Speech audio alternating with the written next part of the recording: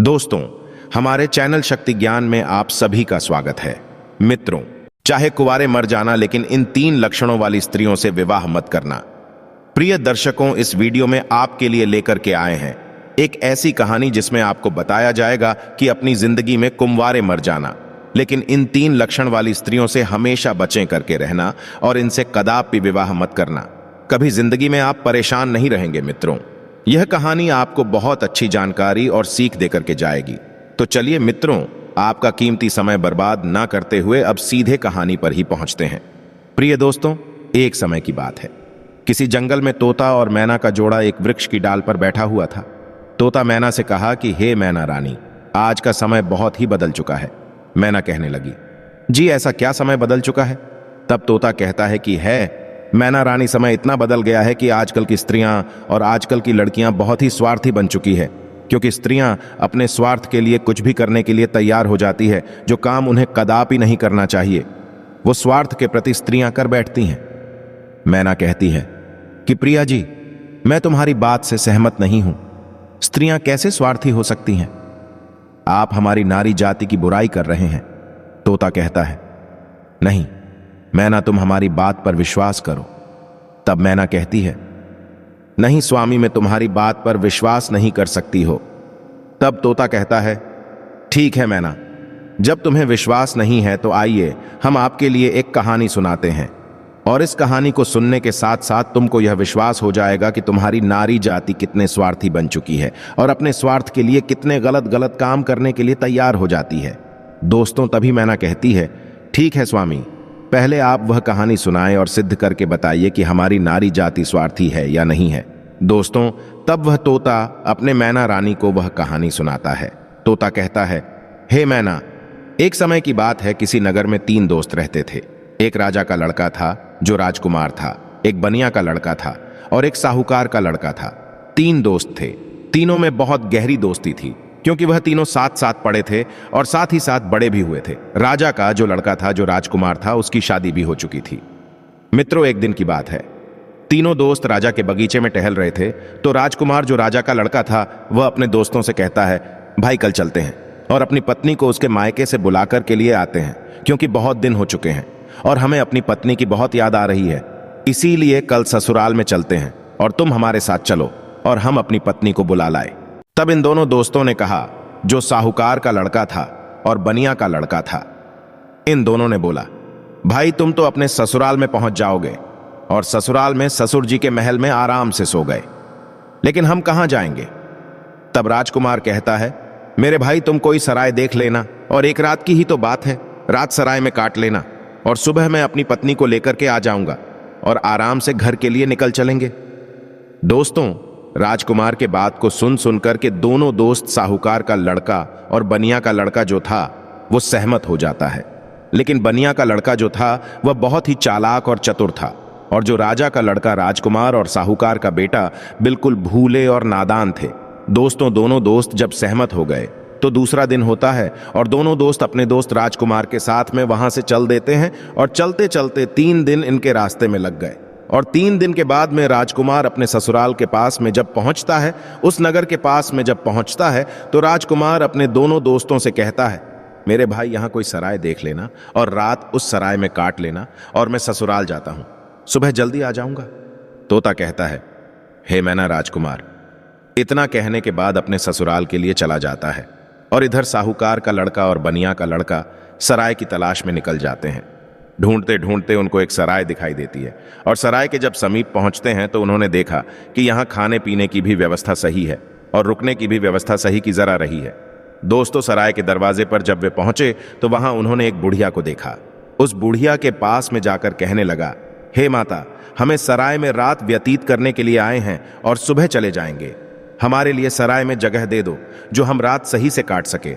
दोनों दोस्तों की बात को सुनकर के वह बुढ़िया जो थी, वह कहने लगी, देखो बेटा, चाहे कहीं भी रुक जाओ, चाहे कहीं भी जाकर के रात काट लो, लेकिन इस सराय में अपना रुख रुके, इस सराय में आप रात में गुजारे। तब दोनों दोस्त ने पूछा, ऐसा क्यों माता?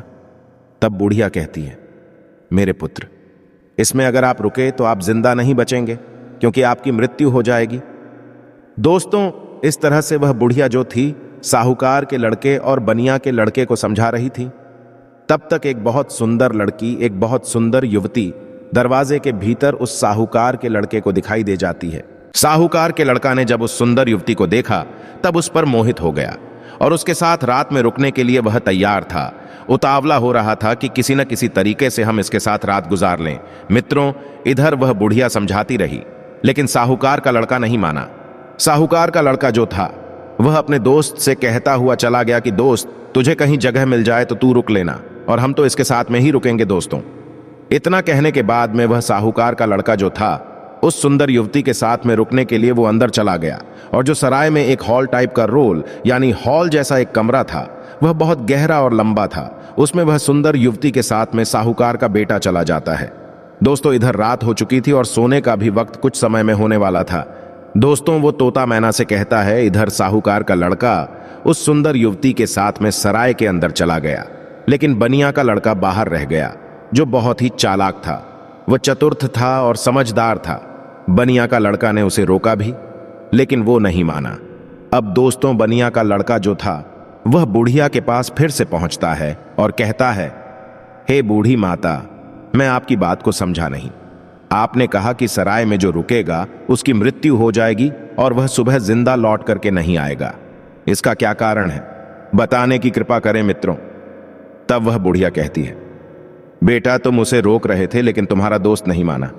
मुझे डर है कि वह सुबह आपको जिंदा नहीं मिलेगा। बनिया का लड़का कहने लगा, वहीं तो मैं आपसे जानना चाहता हूं, माता, बात क्या है, खुल करके बताओ। तब बुढ़िया ने कहा, बेटा, ये जो सुंदर युवती आपके दोस्त ने देखी, जिसके साथ में वह अंदर चला गया, यह सुंदर युवती जो है यह एक वैश्य है और नागिन है। यह रात में अपना रूप बदल लेती है और जिसके साथ यह रात में रुकती है उसी को डस लेती है और उसको मार देती है। इसलिए हमको डर है, क्योंकि जो भी गया वो जिंदा लौट करके नहीं आया। तोता मैना से कहता है।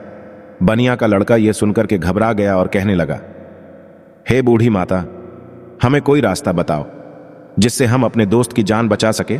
तो बुढ़िया कहती है कि बेटा, मैं तुम्हें एक तलवार देती हूं और अगर तुम उस नागिन का वध कर सको तभी तुम्हारा दोस्त बच पाएगा। बनिया का लड़का समझदार और चतुर था। वो तैयार हो गया और कहने लगा, माता लाइए, तलवार में अपने दोस्त का जान जरूर बचाऊंगा, चाहे हमारी जान ही क्यों न चली जाए। मित्रों, बुढ़िया बनिया के लड़के को तलवार देती है और वह चुपके से सराय के अंदर घुस जाता है, और जहां उसका दोस्त साहूकार का बेटा उस वैश्य के साथ में लेटा हुआ था, वहीं पास में एक कोने में जा करके बैठ जाता है और इंतजार करने लगता है कि कब ये नागिन का रूप धारण करें और हम इसको मारे। दोस्तों, आधी रात का समय होने वाला था और तभी वह सुंदर युवती जो नागिन थी वह अपना रूप बदलती है, और जैसे ही साहूकार के लड़के को काटने वाली होती है तो उसका दोस्त बनिया तलवार लिए तो बैठा ही था। एकदम से उसने तलवार चलाई और उस नागिन का वध कर दिया और वह सुंदर युवती मर गई। दोस्तों, इस तरीके से उसने अपने दोस्त की जान बचाई और उस मरी हुई नागिन को पलंग के नीचे रख दिया एवं छिपा दिया। दोस्तों, तब तोता मैना से कहता है, वह बनिया का लड़का जो था इतना काम करने के बाद, अपने दोस्त की जान बचाने के बाद सराय से बाहर निकल आता है, और जब बाहर निकल आया तो उसने क्या देखा कि एक सुंदर स्त्री जो है वह जंगल की तरफ जा रही है। उसने देखा और विचार किया कि यह सुंदर स्त्री जंगल में इतनी रात में कहाँ जा रही है। हमें देखना चाहिए, इसके पीछे पीछे जाना चाहिए और यह जानकारी लेना चाहिए कि यह जा कहाँ रही है। वह बनिया का लड़का जिसके हाथ में तलवार था, जिसने नागिन का वध किया था, वह उस सुंदर स्त्री के पीछे चल देता है और वह बनिया का लड़का सोचता जा रहा है कि देखें ये कहाँ जा रही। वो स्त्री चलती चली गई और जंगल में एक साधु का आश्रम था, और वो स्त्री साधु के आश्रम पर पहुंच गई और जाकर के उसने साधु से मुलाकात की, और वह सारा नजारा बनिया का लड़का दूर से ही देख रहा था। जब उसका जाने का समय हुआ तो साधु से मिलने के बाद फिर वह सुंदर स्त्री हाथ जोड़ करके कहने लगी, आज आपसे मेरी आखिरी मुलाकात है। साधु कहने लगा, वो क्यों? तो वह सुंदर स्त्री जवाब देती है, हमारे पति हमें लेने के लिए आए हैं और अभी हमारे घर पर ठहरे हुए हैं। कल मैं अपने पति के साथ ससुराल चली जाऊंगी। आज के बाद फिर मैं आपसे मिलने के लिए नहीं आ पाऊंगी। तब वो साधु कहने लगा, रोजाना तो हमारे पास आती थी, लेकिन अब हमें धोखा देकर के और कह रही हो कि अपने पति के साथ जा रही हो। तब वह सुंदर स्त्री जवाब देती है, हाँ, मेरा पति मेरे घर पर ठहरा हुआ है और कल मैं ससुराल चली जाऊंगी। हमें माफ करना, अब मैं आज के बाद तुम्हारे पास मिलने नहीं आऊंगी। दोस्तों, उस सुंदर स्त्री के बात को सुनकर साधु को गुस्सा आ जाता है और साधु जो है गुस्सा में उसकी नाक काट देता है। और जब उसकी नाक कट जाती है तो उसे पीड़ा होती है और वह पीड़ा को सहन करती हुई चिल्लाती हुई अपने घर के लिए भाग खड़ी होती है। इधर दोस्तों, वह बनिया का लड़का सारी बातें सुन रहा था और यह नजारा देख रहा था। उस बनिया के लड़का को बहुत गुस्सा आ गया और उसने गुस्से में साधु को मार दिया, उसकी हत्या कर दी और उसको मार करके वहां से तुरंत वे जल्द से चल देता है और आगे चल करके एक मंदिर था और उसी मंदिर में जाकर के छिपकर भीतर बैठ गया। अब वह सोचता है कि हे प्रभु, इस दुनिया में हो क्या रहा है। अब इधर जो वह बनिया का लड़का मंदिर के अंदर बेचारा चुपचाप बैठा हुआ था, वहां पर कुछ चोर आते हैं और चोर मंदिर के बाहर से हाथ जोड़ करके कहता है, हे देवी, हम चोरी करने के लिए जा रहे हैं और अगर ये हमारी चोरी आसानी से हो जाए और हम न पकड़े गए तो कल हम तुम्हारे पास तुम्हारे लिए राजा की लड़की को लाएंगे और उसकी बलि चढ़ाएंगे। इतना कहने के बाद में वह चोर अपनी चोरी करने के लिए चले जाते हैं और जो अंदर बनिया का लड़का बैठा था, उसने जब चोरों की बात को सुना तो उसके पैरों तले जमीन खिसक गई और वह कहता है, यह क्या है? यहां भी एक हत्या होने वाली है। हे प्रभु, यह हो क्या रहा है? दोस्तों, वो बनिया का लड़का विचार करता है, चाहे कुछ भी हो जाए लेकिन मैं राजा की लड़की की हत्या नहीं होने दूंगा। यह सोच करके वह मंदिर में बैठा रहा। इधर दोस्तों क्या हुआ कि वह स्त्री जो थी जिसकी नाक साधु ने काटी थी, वह अपने घर पर पहुंची और उसने रोना धोना बंद किया। बाकी पीड़ा तो सता रही थी। उसने विचार किया, अगर सुबह लोग हमको देखेंगे तो पता नहीं ना जाने मेरे बारे में क्या कहेंगे। हम शर्म से अपना सर नीचा झुकना पड़ेगा। क्यों ना हम अपने पति को फंसा दें और यह कह दे कि हमारे पति ने मेरी नाक काट ली। तो वही हुआ, सवेरा होने वाला था और जैसे ही थोड़ा प्रकाश होने को था तभी वो चिल्लाने लगी और कहने लगी कि देखिए देखिए, हमारे पति ने हमारी नाक काट ली। दोस्तों, घर वाले जो थे वो एकदम से भाग करके आते हैं और उसके पति को बंदी बना लेते हैं। जो वो राजकुमार था, जो राजा का लड़का था, उसको पकड़ लेते हैं और पकड़ करके वहां से राजा के सामने पेश कर देते हैं। राजा वो सारा वृतांत जान करके उसको जेल में डाल देता है। तब तोता मैना से कहता है, हे मैन, रानी अब आगे सुनिए क्या हुआ। इधर पूरा दिन व्यतीत हो गया। उसका दोस्त जो बनिया था, उसने पूरा दिन इधर उधर बैठ करके काट लिया और जब रात हो गई तब उसी मंदिर में जा करके वे छिप करके बैठ गया, क्योंकि उसे मालूम था कि ये चोर राजा की लड़की को पकड़ करके जरूर लाएंगे, उसकी हत्या जरूर करेंगे, लेकिन मैं उसकी हत्या नहीं होने दूंगा। जब रात हो गई तो मंदिर में जाकर के तलवार लेकर के छिपकर बैठ गया और इधर आधी रात जब होती है तभी वह चोर राजा के लड़की को पकड़ करके लाते हैं और मंदिर के बाहर बैठ जाते हैं। कुछ देर बैठ करके बातें करते हैं और कहते हैं, देवी माँ ने हमारी बातें सुन ली हैं, कितनी बढ़िया हमें चोरी करवा दी। अरे भी नहीं गए और बहुत मालदार भी बन जाएंगे क्योंकि हमने बहुत माल लूटा है। इस तरीके के बातें कुछ देर करते रहे। फिर उनमें से एक बोला, देख भाई, अब उस लड़की को जल्दी ले जाएं और देवी माँ के सामने उसका सिर काट देना और उसकी बलि चढ़ा देना। तो दोस्तों, उन चोरों में से एक चोर जो था वो राजा के लड़की को पकड़ करके अंदर मंदिर में प्रवेश करता है और देवी माँ की जहां पर मूर्ति थी वहां पर ले जाता है और उस लड़की का सिर काटने के लिए जैसे ही वह चोर जाता है तो बनिया का लड़का तो वहां तैयार ही बैठा हुआ था और वह चोर राजा के लड़की का सिर नहीं काट पाया, उसकी बलि नहीं चढ़ पाया, क्योंकि उससे पहले ही बनिया के लड़का ने उस चोर को मार दिया और चोर को मार करके उसकी लाश को एक बगल में रख दिया। इधर दोस्तों, उन चोरों में से एक चोर कहता है, देख भाई, वह हमारा एक साथ ही गया है, वह लौटकर नहीं आया है। अरे तू जा और देख कर किया कि उसने बलि चढ़ा पाई या नहीं चढ़ पाई। दोस्तों, ऐसे ही दूसरा चोर जो है जैसे ही मंदिर में प्रवेश करता है तो वह बनिया का लड़का तैयार बैठा हुआ था, उसने उसको भी मार दिया। कहने का मतलब यह है कि इसी तरीके से उस बनिया के लड़के ने जितने भी चोर थे सारे चोरों को मार दिया और उस राजा की लड़की की रक्षा की। जब सारे चोरों को मार देता है तब वह लड़की निर्भय हो जाती है और उसके बाद में वह बनिया का लड़का राजा की लड़की से कहता है कि चलो, हम तुम्हारे घर तक तुम्हें छोड़ देते हैं। दोस्तों, राजा की लड़की घबराई हुई थी, उस बनिया के लड़के के साथ में चल देती है और इधर राजा की जो लड़की थी वह बनिया के लड़के से प्रेम करने लगी और कहने लगी कि हम तुमसे विवाह करना चाहते हैं। दोस्तों, बातों ही बातों में वो लोग राजा के घर तक पहुंच गया और घर के दरवाजे पर जैसे ही पहुंचा तो बनिया का लड़का ने मना कर दिया, नहीं, मैंने तुम्हारी रक्षा की है, इसका मतलब यह नहीं है कि मैं तुमसे विवाह करूं, मैं ऐसा कदापि नहीं कर सकता। राजा की लड़की को गुस्सा आ गया और कहने लगी, अगर आप हमारे साथ शादी नहीं करेंगे तो मैं आपको जेल में डलवा दूंगी। बनिया का लड़का कहने लगा, जैसी आपकी मर्जी, लेकिन मैं शादी नहीं करूंगा। दोस्तों, तभी राजा की लड़की दरवाजे पर चिल्लाती है और कहती है, बचाओ, यह हमको पकड़ करके ले जाना चाहता था और यह हमारी इज्जत लूटना चाहता था। दोस्तों, राजा की लड़की को चिल्लाते हुए सैनिकों ने देखा तो सैनिकों ने भाग करके उस बनिया के लड़के को पकड़ लिया और राजा के सामने पेश कर दिया और कहा कि राजा साहब, यह तुम्हारी लड़की की इज्जत लूटना चाहता था, यह आपकी लड़की को पकड़ करके ले जाना चाहता था। वो तो आपकी लड़की चिल्लाने लगी, इसलिए मैंने बचा लिया।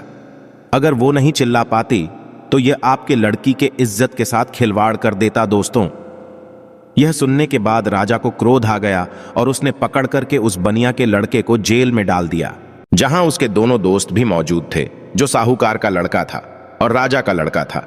वो दोस्त भी उसे मिल गए।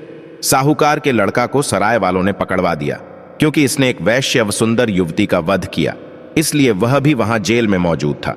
अब तीनों दोस्त जेल में जाकर के मिल जाते हैं और एक दूसरे के साथ में वहां बैठ जाते हैं।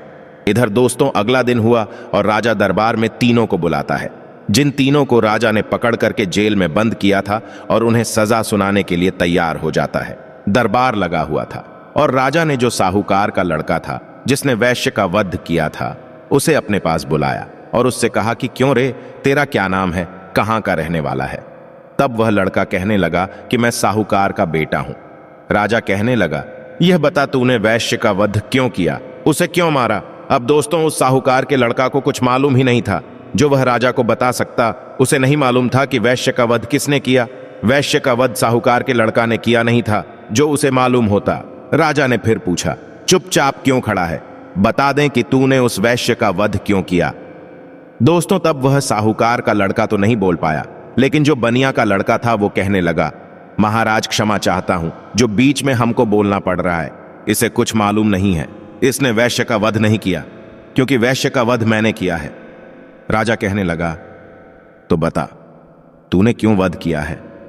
तब दोस्तों, वो बनिया का लड़का कहता है, हे महाराज, हम अपने दोस्त के साथ में इसी साहूकार के लड़का के साथ में सराय में रोकने के लिए एक रात गुजारने के लिए गए थे, और एक बूढ़ी मां ने मना किया था, इसके अंदर नहीं रुको, क्योंकि जो रुकेगा वो सुबह जिंदा नहीं बचेगा। लेकिन ये हमारा दोस्त नहीं माना और उसने सुंदर वैश्य को देखकर कि रात को रुकने के लिए अंदर सराय में चला गया। मुझे उस बुढ़िया के द्वारा मालूम हुआ कि नागिन है, और यह नागिन का रूप में आकर के इसको डस लेती।